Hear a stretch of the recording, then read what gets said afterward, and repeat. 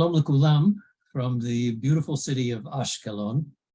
I am Rabbi Ron Price, the Executive Vice President Emeritus of the Union for Traditional Judaism.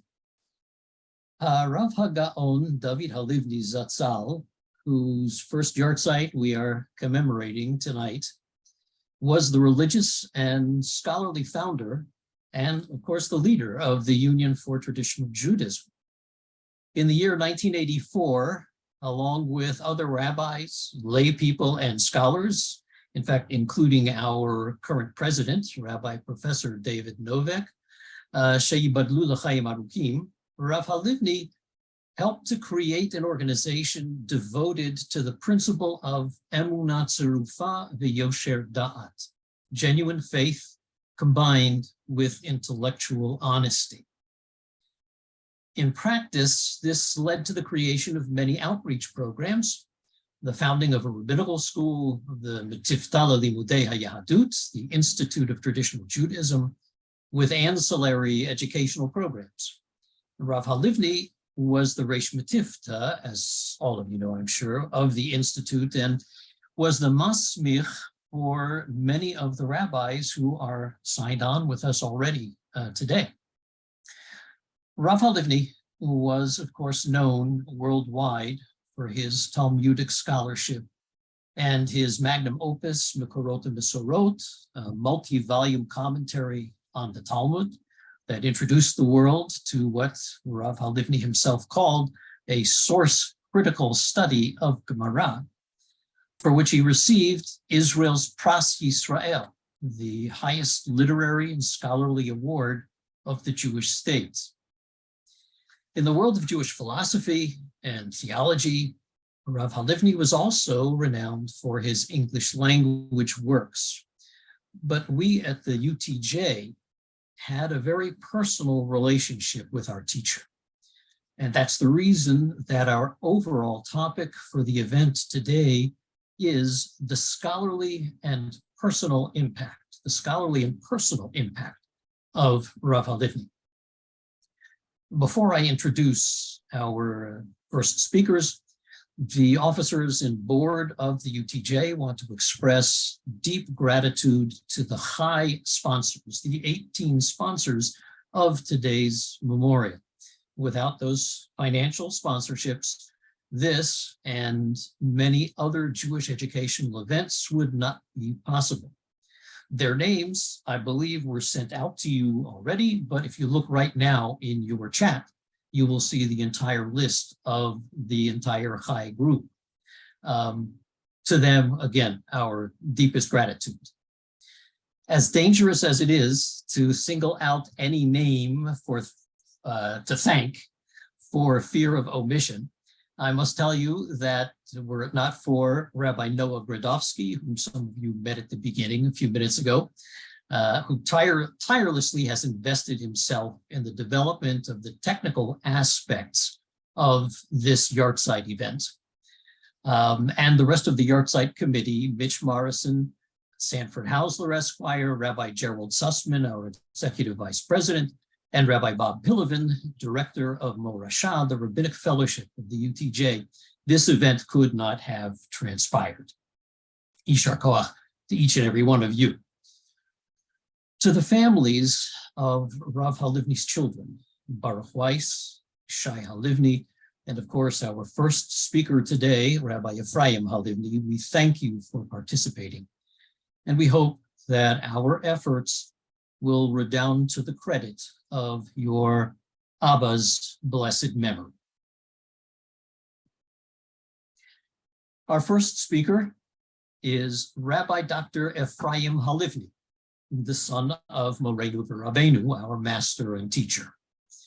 He is a longtime researcher at the Academia Lelashon HaIvri, Israel's National Academy of the Hebrew language. That's where new Hebrew words are born.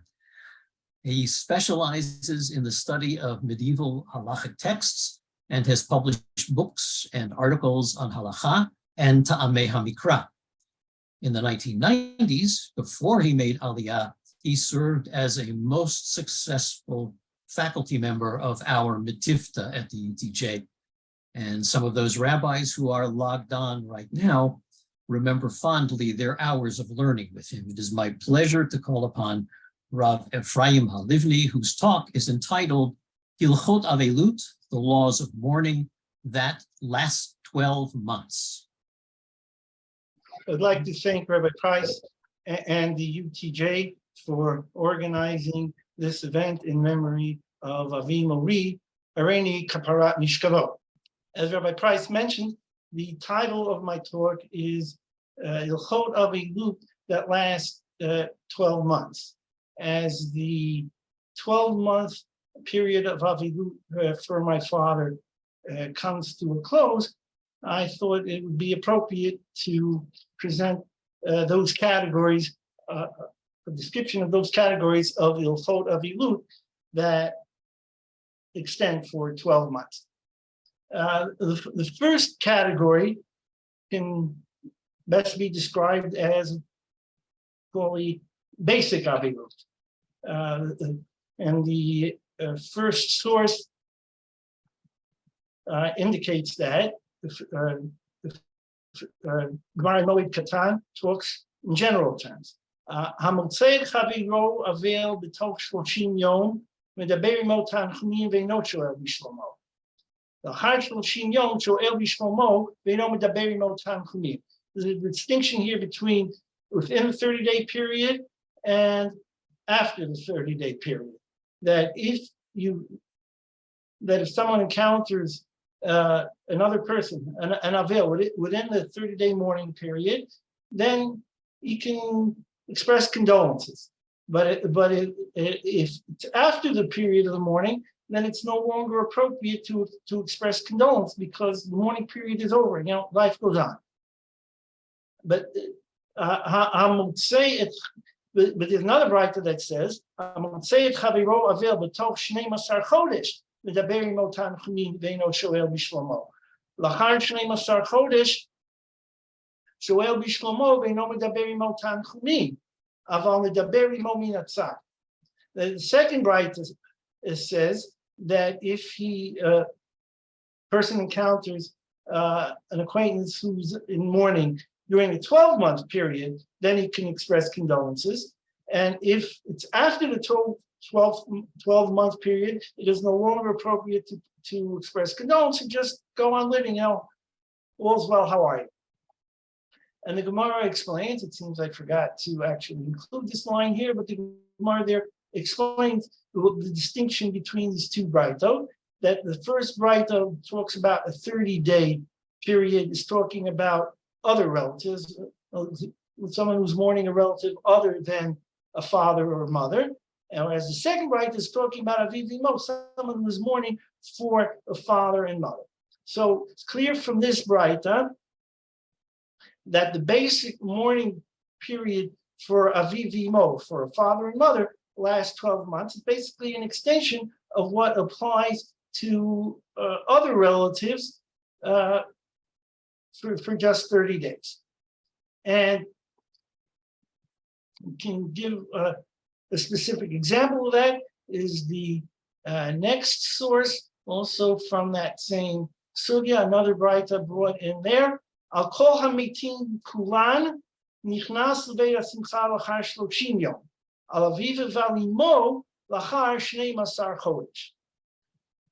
So for all those who passed away, a person can go to a Beit Simcha. Won't go into a detailed definition of that now, but includes things along the lines of weddings, concerts.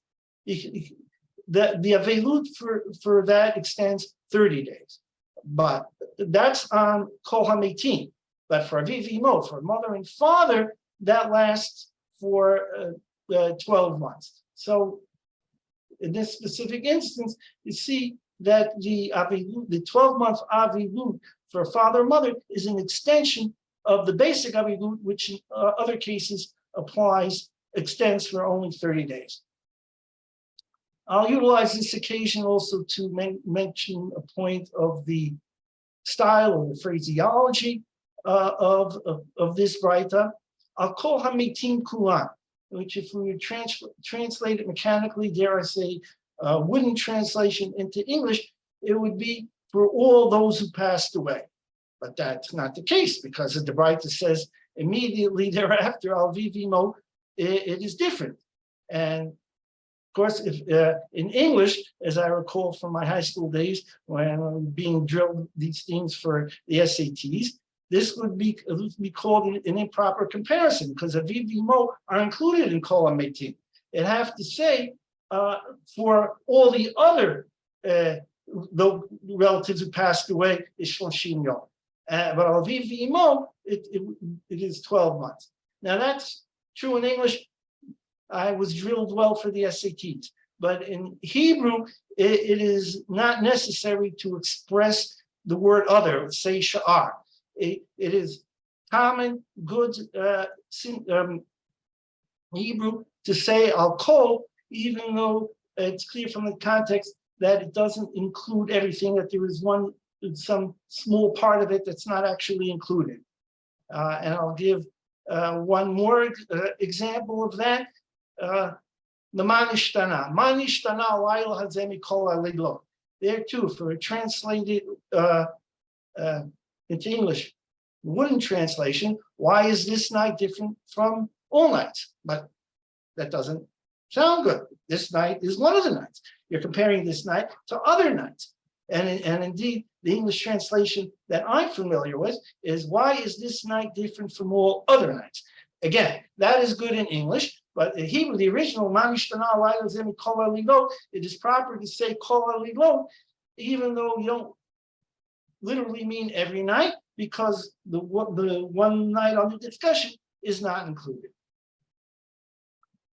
Now, why this distinction between aviv vimo on the one hand and kol hametim on the other hand? Rabbi Yaakov of the 15th century says that we see from here that the avilut of aviv vimo that extends beyond the 30 days is part of kibud av v'em, and which by definition applies only to a father and mother. And he draws a practical conclusion from that, because the rule is av shemachal al klodo klodo machul, a father or a mother who decides to forgo his honor, then he can do so, and the child does not have to honor the parent in that specific manner. So based on that principle, Rabbi Yaakov says that if a parent says to a child that, come, after 120, you won't have to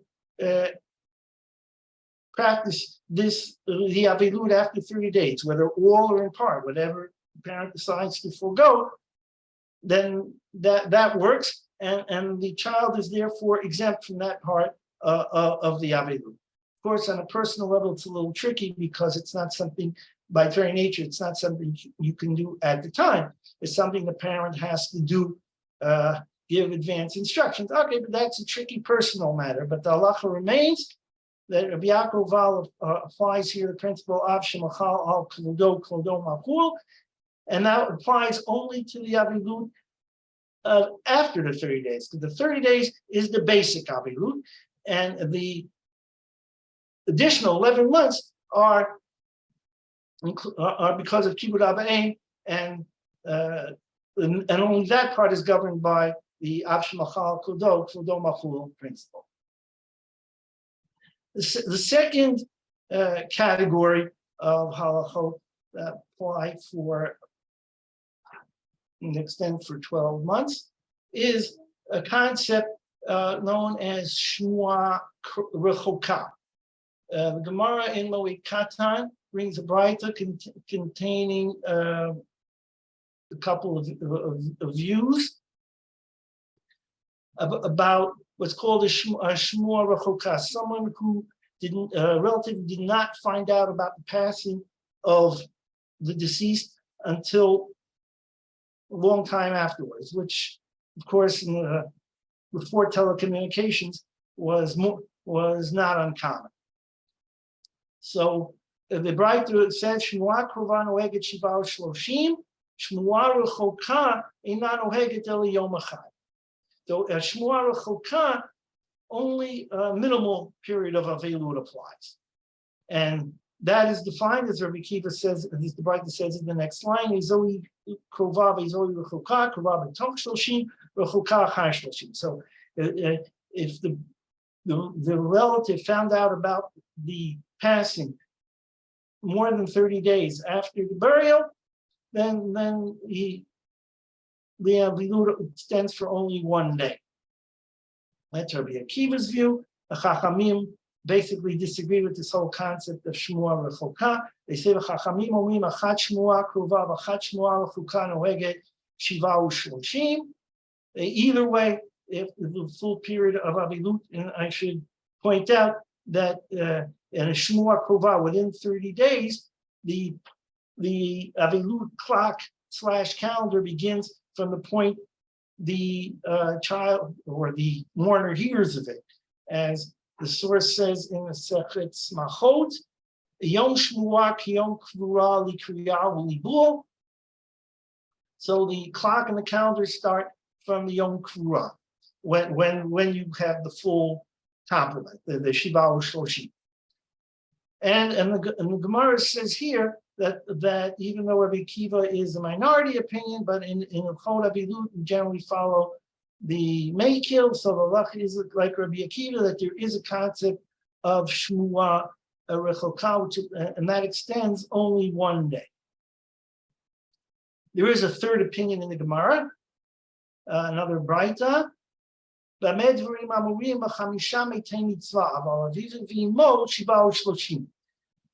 according to this Braita, the concept of Shmua Rechoka applies only to the Sharkurim, the other 5.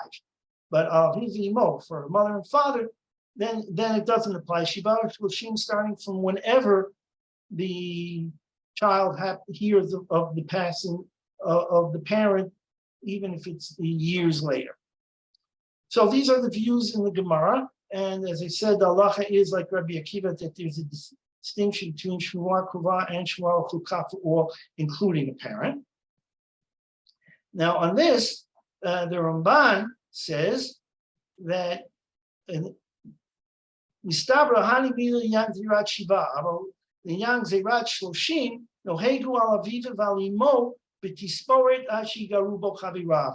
Uvigihud Sachiagia Rega Vigarubo, the Knes Leveda Simcha, Ashnema Sar Chodesh, the Chem Bisheglat Shalom.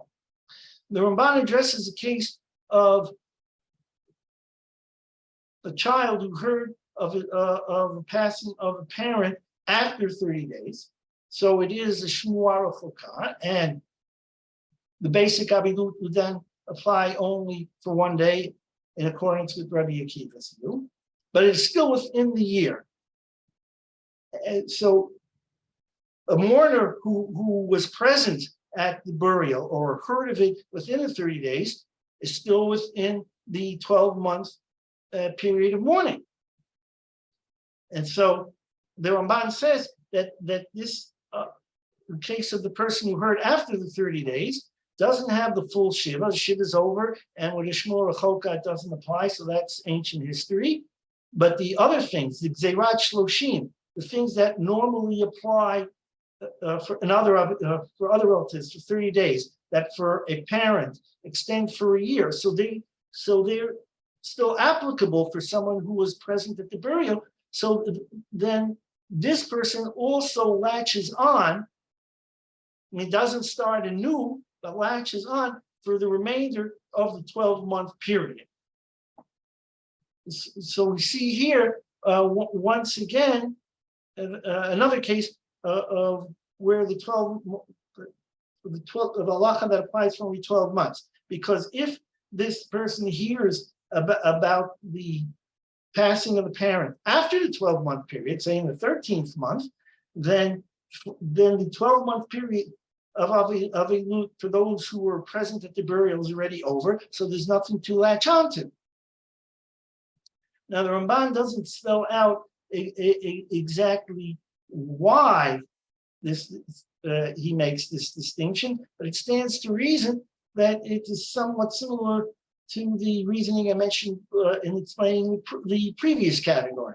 Namely, the basic avilut is only 30 days. And if the relative doesn't hear of the passing of his parent or any other relative within a 30-day period, then it becomes a shmuah rechokah. The extra 11 months are kibud ava'im. But as long as within the 12-month period, then he can latch on for that extra for the kibud ava'im, but it's not sufficient to restart the whole process. In any case, however, you will explain the logic behind it. This is another instance of the importance of the 12-month period of the 12 months mark for Avilut, in this case of Shmuah Rechoka. Third category. Oh, here is the Ramban. Okay, sorry for not posting it a moment ago. I'll move on to the next category. Next category is based on the Gemara of Amo. Amar Davi Shaul Naflu Trace Yarchi Shata Will Darche Lemisbede. The Gemara says that Shaul, whose remains were with the Plishtim for a long time after he passed away, and then when finally were returned more than 12 months, quite a number of years after Shaul was killed, committed suicide, however we want to describe it. And there were those who wanted to eulogize it. So David said, no, you can't anymore because it's more than 12 months and it's not proper practice to eulogize. And so, and the Ramban again, in the same book on Avilut, Torah Adam, and he quotes that Gemara and he says, no eulogies after the 12-month period. The last category where the relevance of the 12-month period is in context of kibbutz. The Bright in Kiddushin says, "Mechabdo b'chayav, mechabdo b'moto." Ketzad. How can you honor a parent after the parent has passed away? Hayal mer dvar shmuam bipiv lo yomar kachamar abba kachamar ba Maria already kachamar abba Maria already kabarat mishkavo. She added the phrase already kabarat mishkavo. I should, so to speak, suffer any punishment he may have in the afterlife. But then the Gemara, and I'll remind you what I've seen most of you already noted, that I already utilized that phrase in the beginning of my talk, because formally speaking, my father's Yahrzeit is tomorrow, Alamed Sivan, so I'm still within the 12-month period. Bahani Mile Tov Shnei Masar Chodesh. Mikan ve'elach omer zikono livachal chayei olam haba. Here, and I have to say it, the Hani Mili seems to indicate that this is not part of the Braita, but this is rather Stam coming in, commenting on the Braita. No, my father on the spot in Kiddushin does not mention that point. I guess he left some things for us to figure out on our own.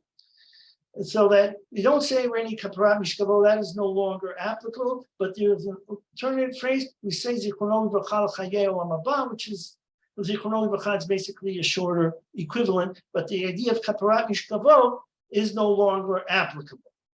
And as Rashi on the spot there explains, he refers to the Mishnah in Eidiyot, Mishmat Rishayim B'Geino Shnei Masar Chodesh, Shneimar Vayami De Chodesh B'Chodsho, that person will be in Geino, even the wicked ones, for a maximum of 12 months. So therefore, at the 12-month point, it's assumed that even hypothetically speaking, if someone were deserving of punishment, he got it all in the 12-month period. Kvar Kibel Masha'in, Masha'Kibel Shem Mishpat Rish'ei Yisrael B'Geino Mel Yod Beit Chodesh.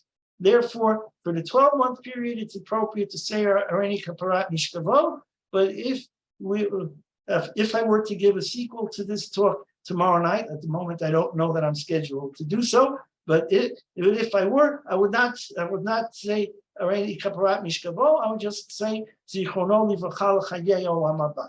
So to sum up the basic categories here of the Avilut that extends for the 12-month period. The first category is what I labeled the basic Avilut, the Shelat Shalom and the Simchat Meriyut, and so on. The second category was that particular part of the Shmu'ah Rechoka, that if a person hears of a parent's passing within a 12-month period, he has only the shortened Avilut of the Shmu'ah Rechoka for the Shiva, but for the rest of the 12-month period, he sort of jumps on the bandwagon along with those who were Avelim who were present at the burial and Avelim from the beginning. The third category was the Hesped, that eulogy can be said only for a 12-month period. And the last one is when quoting the parent, within a 12-month period, you say Areni Kaparat Mishkavo. From here on in, say Zichrono Livracha L'Chayei Olam Haba. Thank you. Thank you, Rabbi Halivni, and we say for the last time, and may you know more tzara. Our next speaker, I only had the pleasure of meeting visually just a little while ago, Dr. Aleza Andron, in the preparation for this Yahrzeit. Professionally, Dr. Andron is an oculoplastic surgeon who lives here in Israel, in Yerushalayim. Now, many of us had the honor, we had the zechut to know Rav Halivni ZTZ very well in the context of UTJ before he made Aliyah to Israel. Once he came here, most of us who did not live here, at least not at the time, could only visit him on occasion. Dr. Andron, on the other hand, had the privilege to be his neighbor in Yerushalayim and to develop an ongoing friendship with him. And I understand, if I'm not mistaken, correct me if I'm wrong, I understand that she visited with him almost every Erev Shabbat, every Friday. Dr. Andron graciously agreed to join us today to share some of her Halivni. We appreciate it, and it's my pleasure to call upon her now, Dr. Andron. Thank you, and hi from Jerusalem.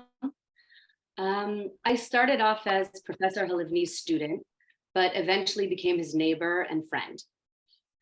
I was a pre-med student majoring in religion, and I just completed my senior thesis on the Shekhinah, the divine feminine presence in the Zohar. And I would see Professor Halivni around the religion department at Columbia. He was a unique figure in the department. And I was very drawn to his old world authenticity mixed with academic rigor, openness of thought and mind, and true spiritual practice, and deep yirat shamayim. I have never encountered such a unique mixture and fusion of all of these traits, especially in a university setting.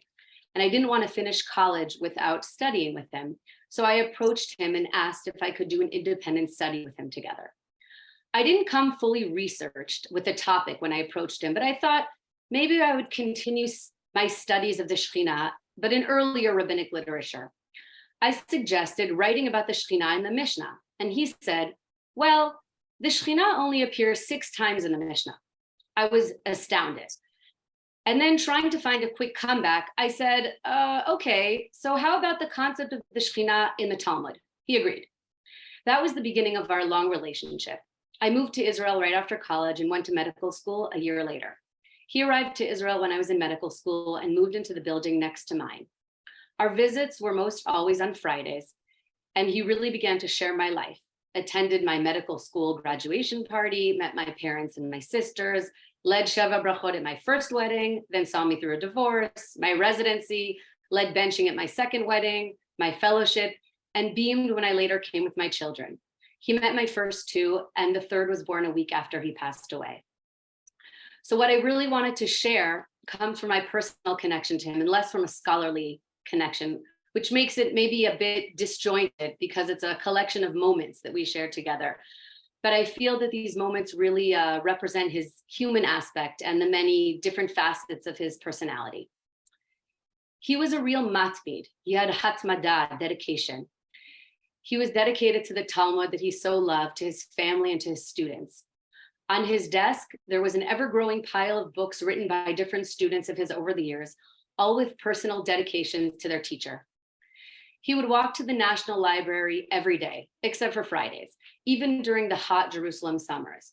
I would always check to see if he brought water, which he never did, but he would always promise to drink more. And the same with food. I would check in on him to see if he was eating enough, and he'd always say that he had a big lunch at the university, maybe a schnitzel, but I tried to convince him that breakfast and dinner were also important, but I don't know if he was so convinced. In the earlier days, he would walk to Ephraim's every Shabbat for lunch, there and back, which was quite a distance. And when Sipora was alive, he would walk to visit her once a week. There was this one Friday towards the end of her life when he asked me if I, in my medical opinion, thought that it was okay for him to come and sit beside her if he had a very, very slight cold. At the time, it was a very different time than now. I said that I thought it was fine, but I was really struck by his complete sensitivity and love and caring. Ohevet abriot umekarvan la Torah. Professor Halivni loved the Torah, and extra especially the Talmud, and also humans and human interaction. He was always happy when I came to visit, despite it maybe interfering in the Friday learning and transcribing. Sometimes I would ring the bell on Friday afternoon, and it was a little too close for comfort to shkia. But he would always say, come in, but maybe just for a little short visit. And even up to my last visits with him, he never failed to thank me for coming. There was a time where amidst the discussion, he took down a book from the shelf. But after he took it down, he realized that he had intended to take down another book. But he said, I haven't learned anything from this book in a long time, so I wouldn't want to place it back on the shelf without learning from it. So we learned a small piece out loud from the book, so the book shouldn't feel bad. Le'olam yehe adam zahir vezariz. Professor Halivni was meticulous and careful. On Fridays, when I came over, he was often in the middle of transcribing his thoughts from the week, from small white scraps of paper with only a couple words on them. And on this, he expounded on the computer. As we spoke, he would intermittently move the mouse just to make sure that everything he had written would return to the screen and that it remained there. I remember one Erev Shavuot when I was sitting with him in his usual chair by the computer, and I asked him excitedly where he was going to learn for Tikkun Leil Shavuot. I asked him, did he stay up all night, as I was probably doing at the time? And he answered me, he would stay up and learn, but not too late, so that it wouldn't interfere with his learning the next day. Tamim tiyeh Hashem Elokecha. He had this special sweet naivete and innocence about things. I came over once during Purim to bring my mishloach manot, and he beckoned me to the fridge where he took out something, explained to me that he had received it in a mishloach manot, and asked me if I would like it. It was green olives. I said, sure, but don't you like olives? And he said, oh, I never tasted one. And they didn't have them where I grew up. And I said, well, maybe you would like them. And he tasted one, didn't like them, so I got the olives. Once he shared with me that a fellow Sigurder from Norway really wanted to take him on a cruise on his private boat. I said that it sounded like an adventure, maybe a nice vacation. And he said, but Aleza, what would I do on that boat? And what would I do on vacation? And then he proceeded to describe his potential daily cruise schedule. I would wake up, daven, learn, maybe take a little walk around the boat, then teach a shir, then maybe learn again, then go to sleep. There would be really no difference from his cruise potential day than his Jerusalem day. At our wedding, I asked Professor Halivni to lead benching. It was such a special moment as his voice and perfect accent ascended from the depths. And we danced with a napkin straight out of the shtetl, and I will never forget it. And I actually have a photo that I want to share of us dancing at our wedding. Hold on. Okay. That's us dancing at our wedding. Okay. Stop share. Okay.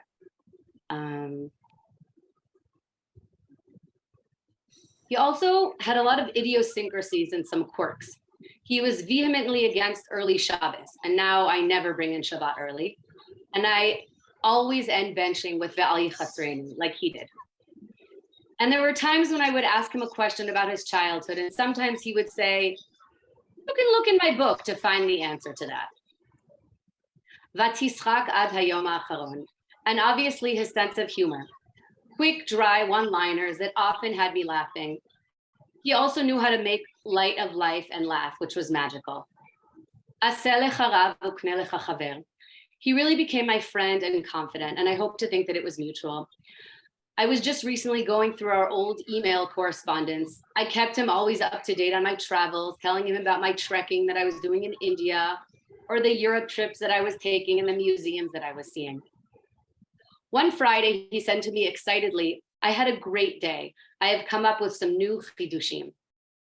And another time I came and he said that it was a hard time because the following day was the Yahrzeit of most of his immediate family. I would often go and try to catch him on Friday night after davening. At that time, I would daven at the local Breslov shul, and he always at Kahal Hasidim. I would wait for him at the bottom of the stairs, and he would be surrounded by many men wearing shtreimels, often speaking Yiddish. I would wait until most would disperse, and then I would accompany him to his building. He was able to traverse so many worlds, and so many different kinds of people sought him out.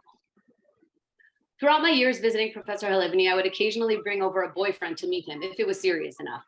His first question to them was, "Where are you from?" And most would answer, US, Israel, but he actually meant, "Where are you from?" Meaning, where are your roots? Which part of Europe, what shtetl or what town? And when my now husband came over, he immediately answered from what shtetl he had come from, and I felt like he had passed the test. In later years, I would sometimes bring my kids with him, and his eyes always lit up, and he would always say how happy he was that we came for a visit. He was a true gadol, a great. There was complete fusion between his work and his life mission and spiritual practice. And I know that I will never again know somebody that cannot live and breathe without his work, which is also his life. This is what comes to mind when I think about my teacher, mentor, and friend, Professor Halivni. May your Torah continue ascending and always finding new chidushim. Thank you. Thank you, Dr. Andron, for those moving memories that I'm sure touch us all.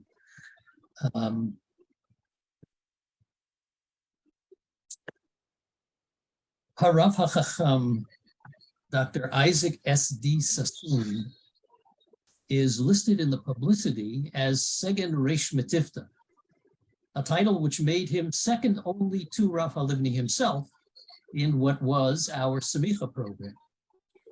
I had the zechut some 3 decades ago to introduce Hakham Sassoon to Rav Halivni, and I was sitting in Rav Halivni's office during at least an hour-long conversation between Hakham Sassoon and Rav Halivni.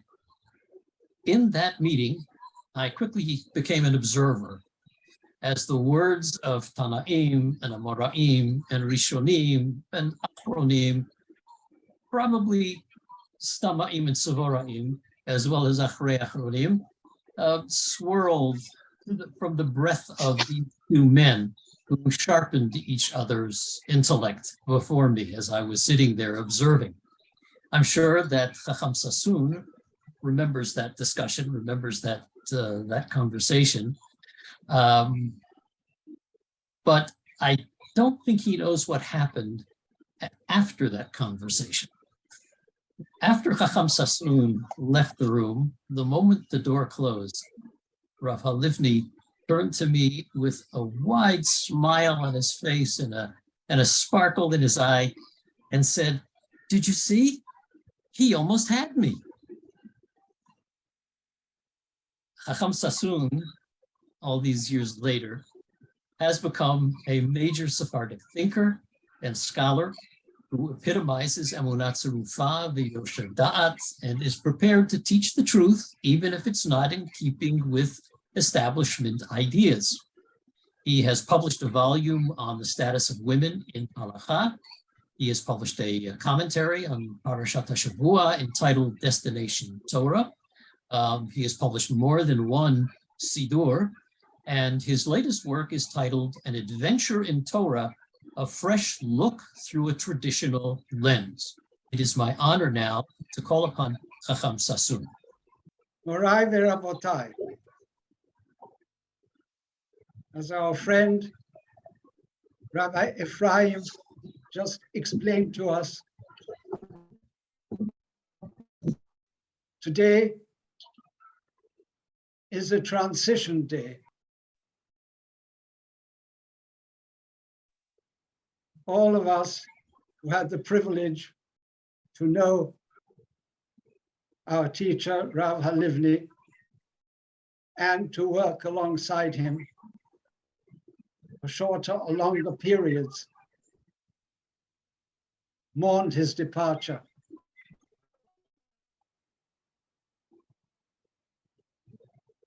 That phase ends today, though the vacuum remains.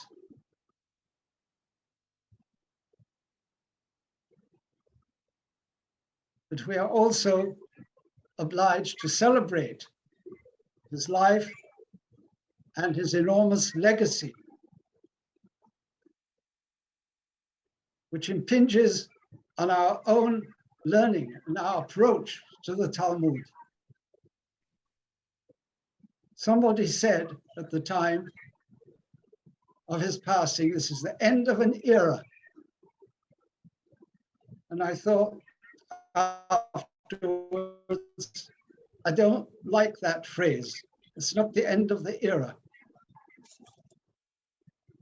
Thank God his children continue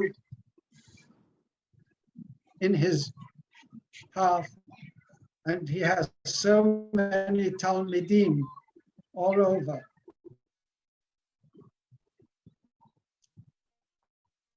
And of course his books.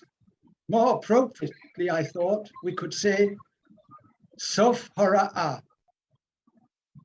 This is a phrase that occurs in Bava Metziah, and if you will indulge me, I will read the story to give the context, and then I will turn to Rav Halivni's own interpretation of that rather difficult passage.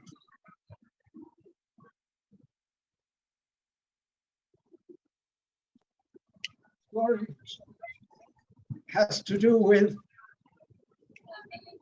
Rabbi, that is Judah the patriarch,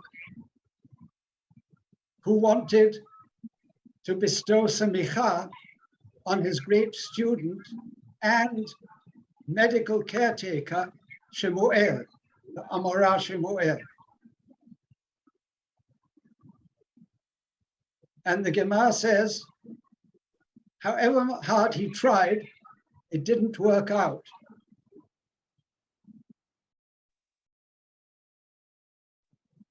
Rashi says perhaps he could not get the others to join in, because the Gemara says in Sanhedrin, the Dalit, that it requires 3 to grant semicha.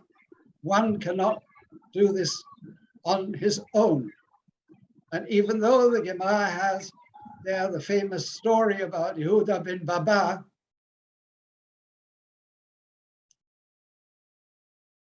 who, according to the story, did grant semicha on his own. Anyone who reads that story understands that there was no one else there, but he and the 5 Talmidim. They went out into the boonies because there were laws against giving semicha at that time. And then it's forced to say there must have been 2 others with him who are not mentioned, since he was the senior semicha giver, didn't mention the others. So insistent was the Gemara that there must be 3. So we understand what Rashi is saying, that because he couldn't find partners to help him, whether they were against it or it just didn't work out, sheer bad luck, we don't know. but it's more likely that they didn't want to. They were not cooperative. Anyway, Shemuel, being the gentleman he was, he wanted to assuage his teacher Rabbi's sorrow. Mitzta'er, Gemara says. He was so sad about this, and time was going by. He said to him, don't worry about it. And then comes the punchline. He says, Ledidi chazeh li sifra de Adam harishon. He didn't say, I saw the book of Adam harishon. Ledidi chazeh le. This expression occurs several times in the Talmud. And if we look carefully at the occurrences, they're nearly always spoken by Rabbi Bar Chana when he wants to introduce one of his fantastic tales. I saw something, but he never says Ra'iti or Chaziti. It's always Ledidi Chazele. So it may be that this phrase introduces something phantasmagorical. It looks like it. That's just a little alert that Gemara is giving us. Anyway, what did he say to Rabbi? He said, what I saw in that book of Adam Harishon was this. It said, Shemuel Yarchina'a, Samuel the astronomer, Hakim Yikare. He can be called a Hakham, Rabbi lo Yitkare. He cannot have the semicha, in other words. Furthermore, it says in that book, Rashi tells us all this was in that book. Ve'asu de Rabbi al yado tehe. The healing of Rabbi, Judah the patriarch, will happen through him, through his hands. I mentioned he was the doctor of Rabbi. Continues, Sof Mishnah Rab Asher veRabena. Sof Hora'ah. Sof Mishnah Rabbi Natan. Sof Mishnah is Rabbi and Rabbi Natan. Sof Hora'ah Rab Asher veRabena. That's what it said. Now, it's somewhat extraordinary. Shemuel is one of the earliest Amoraim. How is he able to refer to people such as Rab Asher and Rabina, who lived centuries later?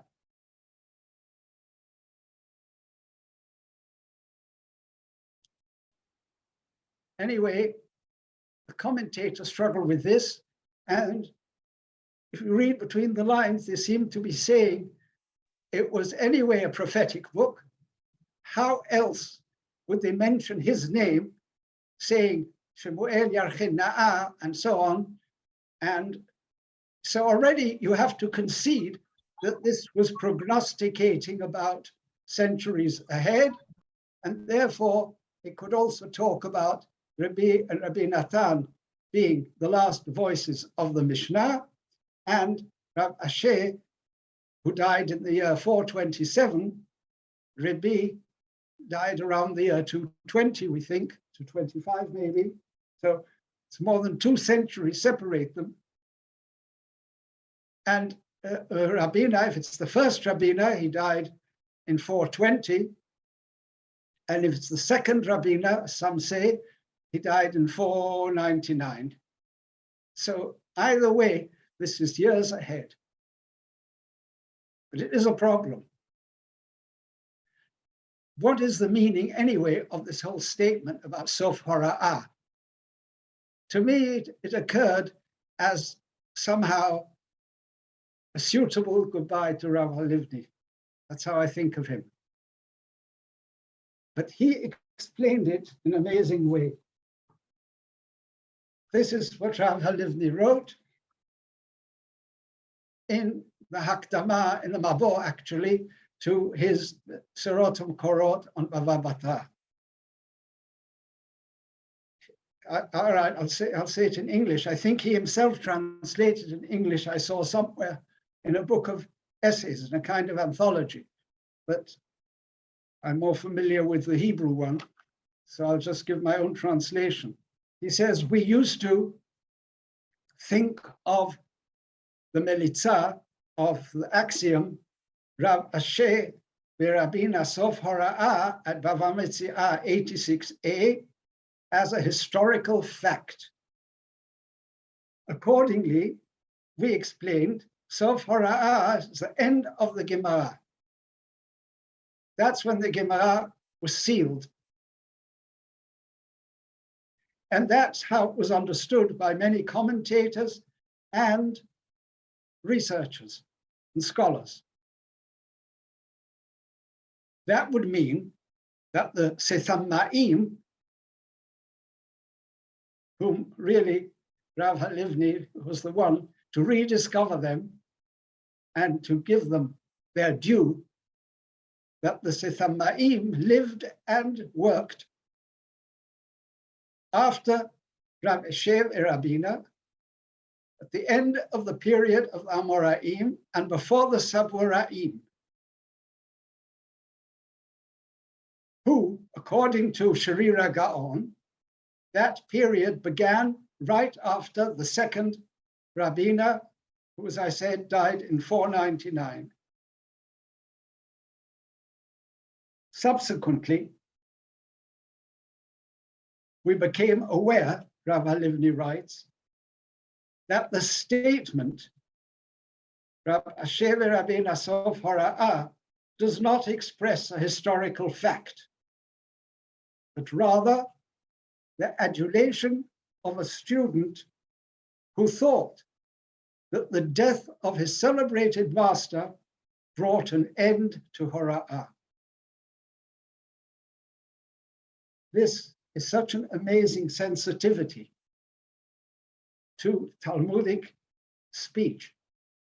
It is quite extraordinary that he can differentiate between statements of fact, things that we are meant to take as history, and exclamations of students who felt a certain way.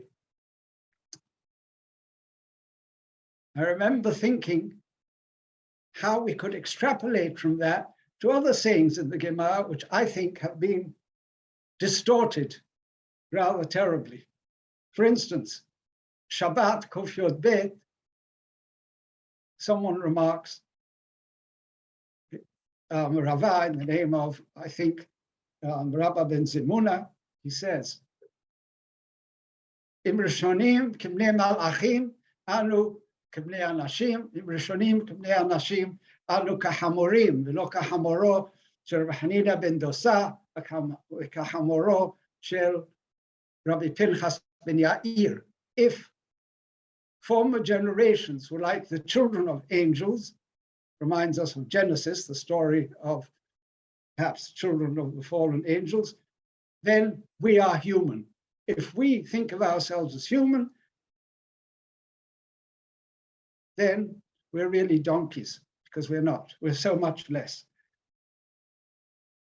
In recent times, as we all know, some people have turned this into a dogma, an absurd dogma that if someone lived earlier than another person, he or she must be greater. In other words, Amram, Moses' father, must ipso facto have been greater than Moses, etc. And there's no end to this. And this is an absurdity that has spread widely. But I thought, I never asked Rav Halivni, sadly, about this. Many things I had the good fortune to consult him on, but not this one. This was an expression of modesty, of course. Thinking of Avraham Avinu, who said, Anochi afar va'efer, did he really mean that he was dead matter? Of course not. He knew he was human and could speak and had gifts that only humans have. This was modesty. And when they said, we are donkeys, That's exactly what they meant. It's an expression of anava. How it makes the words of the Talmud sensible, meaningful, and gives us great ethical teachings, instead of the dogmatists who destroy the Gemara and turn it into a load of nonsense. If we have a few more minutes, I want to turn to one more text. Do we have time or not? Please go. Please go ahead. Good. Please continue. This text is not dealt with, as far as I know, in Mesorot Korot, which, after all, tells us that it does not concentrate so much on Agadah. And this text that I want to talk about is an Agadic text, but it became very important historically. It's in Sukkah, it's also in Bava Batra. It says, Hillel had 80 students. 30 were almost like Moses,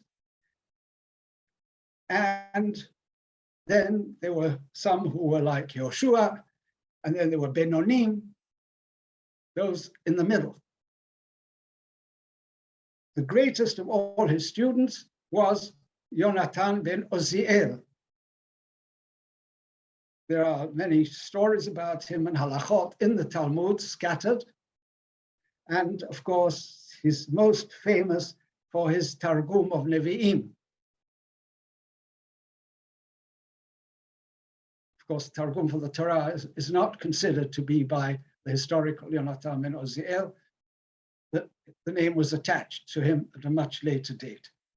Anyway, and who was the smallest? Rabban Yochanan ben Zakkai.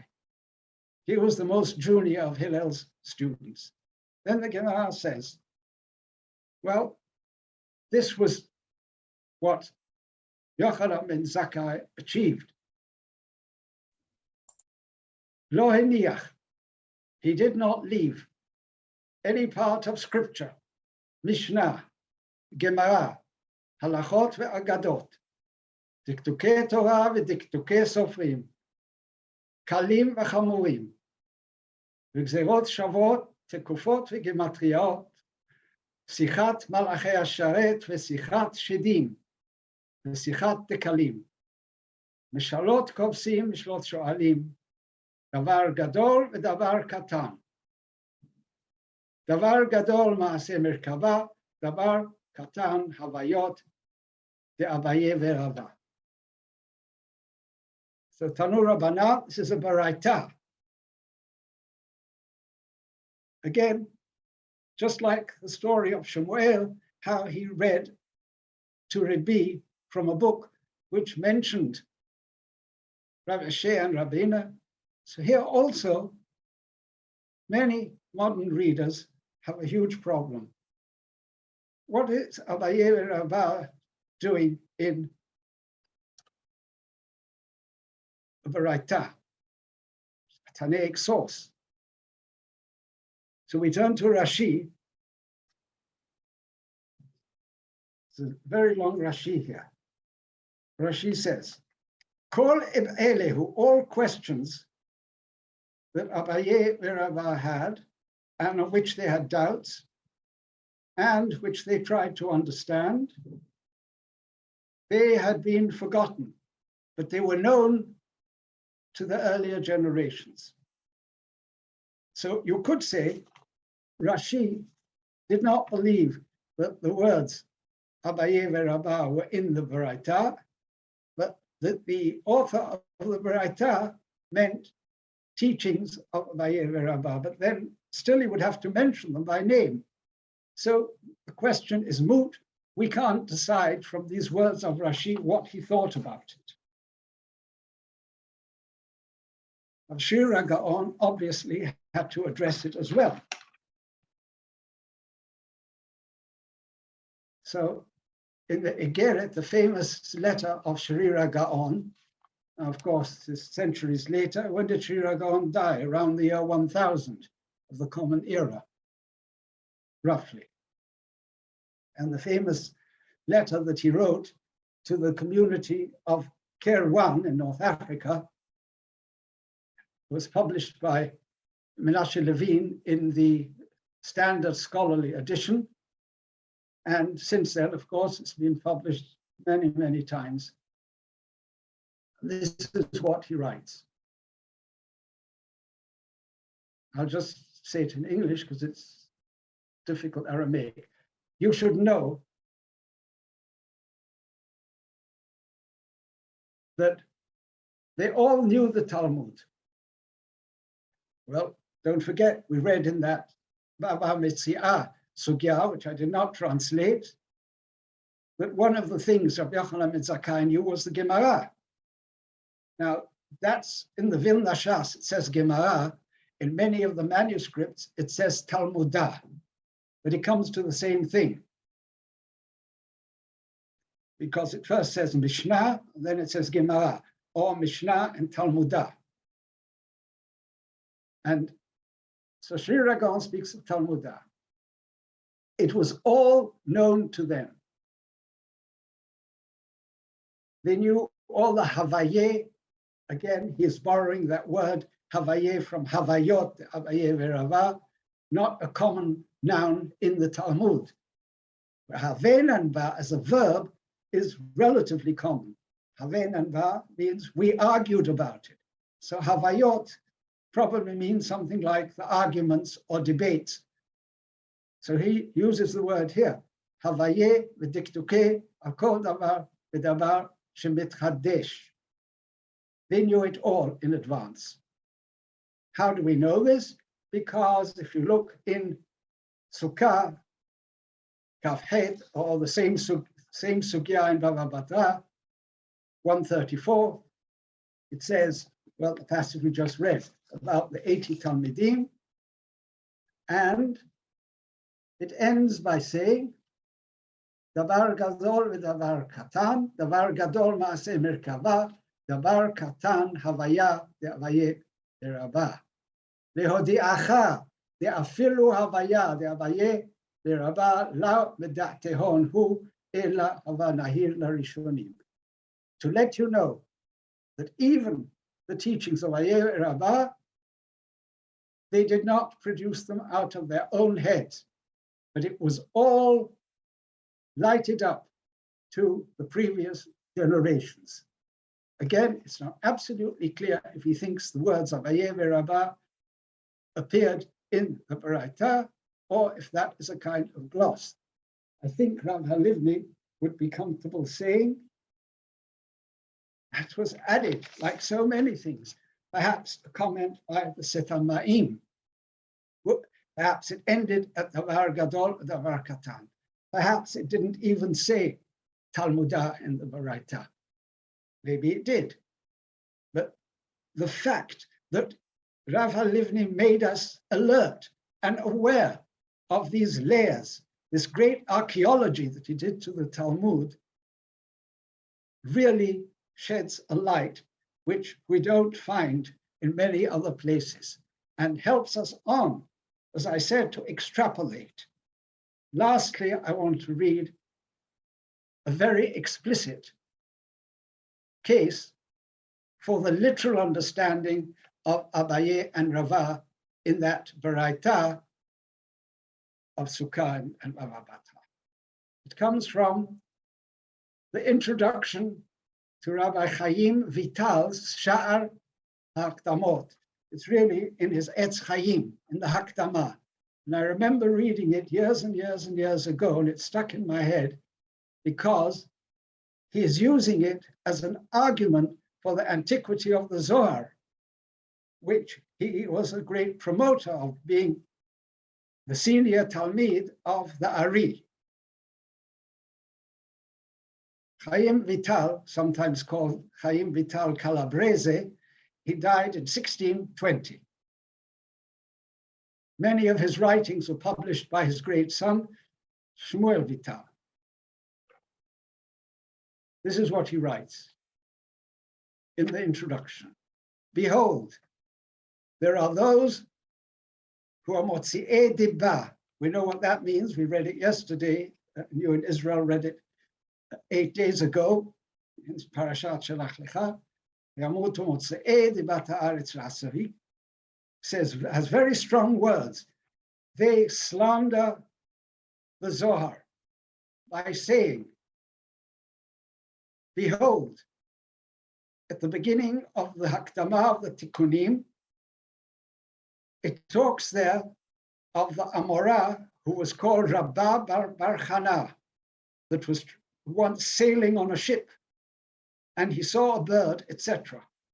Then again in Parashat Pinchas, also it talks about the bird of Rabbah Bar Chana. And in Parashat Pinchas, it talks about Elazar ben Pedat, the Amorah. And examples proliferate throughout the Zohar.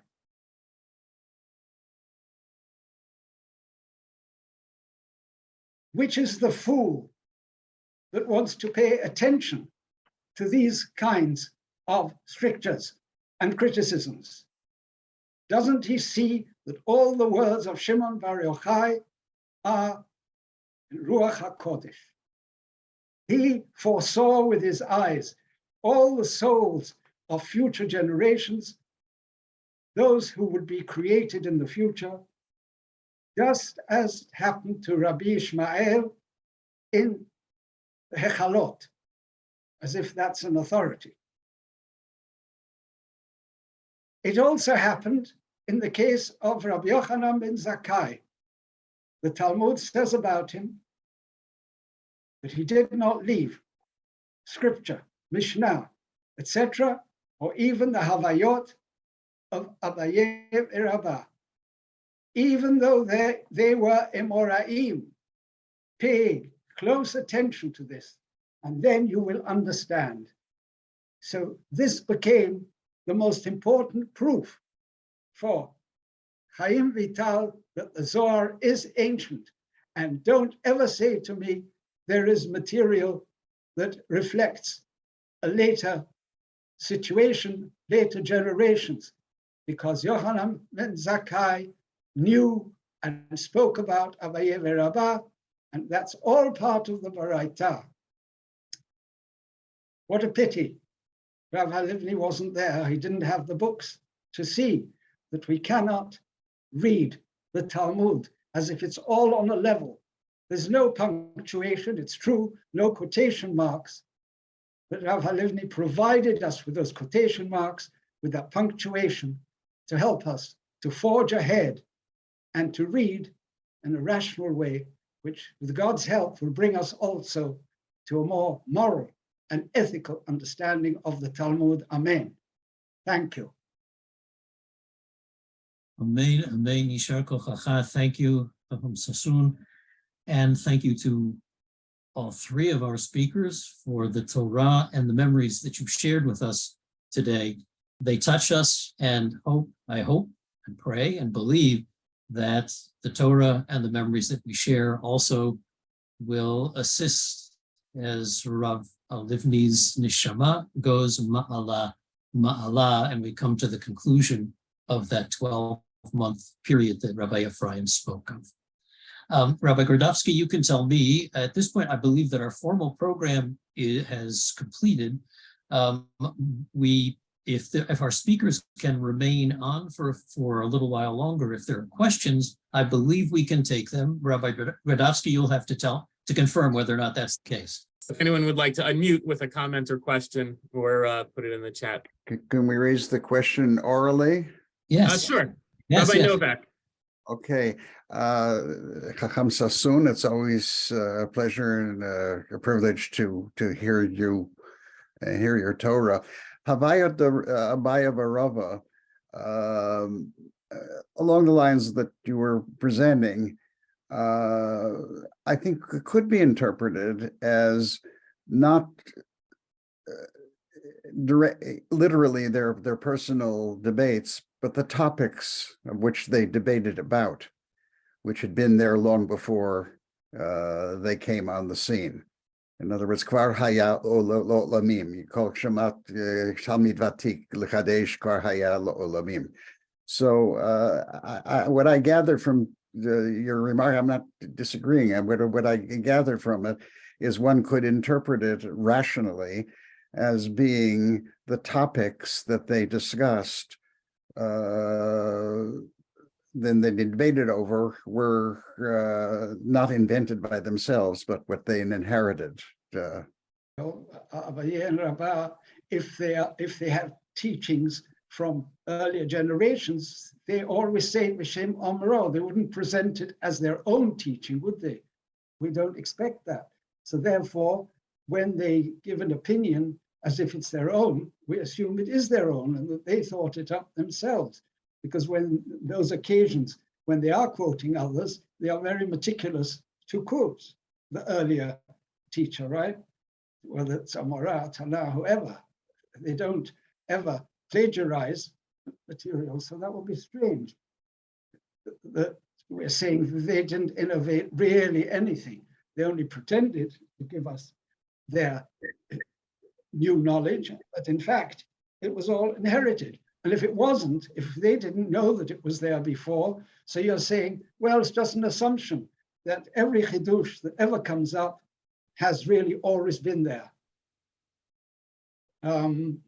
Using that quote from Kohelet. That's used in Then the there's no Yerushalmi and Chidushei Torah. Torah. No, I'm just saying, I'm not saying that they were plagiarizing or quoting anybody, that the general topic was something that had been discussed before. They're not speaking at ex nihilo, they're speaking at de novo. I'm not disagreeing with you. I'm just adding, Yes, well, as I would say in Israel, he'era katana. no, it's important, very important. But we see that some understood it quite literally, that the Baraita, Tanaim, said these words, Havayot Abaye Rabbah. In other words, they foresaw that there would one day be people by the name of Abaye Rabbah, and they attributed Havayot to them. That's certainly the view of Chaim Vital. Yes, that was the final piece I read. So we shouldn't think what you're saying is a rational way of understanding it. And I think that Rav Halivni has helped us to stratify texts in the Talmud. And even though if it looks as though it's part of a Moraic statement or even a Tanaic statement, it might not be. It might be a gloss that was added later. It's just a possibility, and your idea is equally good. Thank you, Rabbi Novak. Very good. Thank you. Thank you again. The ideas that have been shared have triggered many other thoughts, and a series of stories that I'd like to share, but I won't now. I will control myself for our next event. Hopefully we'll have another opportunity. Yishar kochachem to all, and I believe with that we will formally close the program. May Rav Halivni's memory always be a blessing to his family, to all those who have had contact with him, and to the entire Jewish world. Amen, amen.